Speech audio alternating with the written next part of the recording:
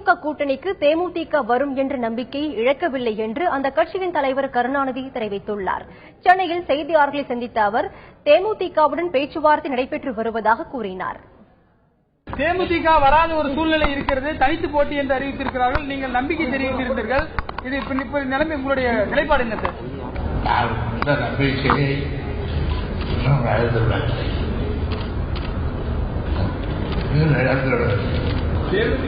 தேமுதிக வரும் என்ற நம்பிக்கை இழந்துள்ளது சொல்லுகிறீங்க.